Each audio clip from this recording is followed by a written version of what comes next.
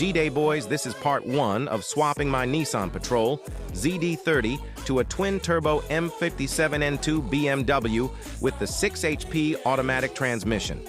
Firstly, we had to take out the piece of shit ZD30, which was a dog, because the engine crane was maxed out but got it done. You fucking got the Patrol wiring out. Now that the Nissan Patrol wiring is out, we started on the M57 at this point. I was like, what the fuck have I done? With a few helping hands, we get the fucking dog out and fuck me. Was there some wiring? Thank fuck I'm sending it all off to get mashed into one loom. Fuck me. Follow me for part 2.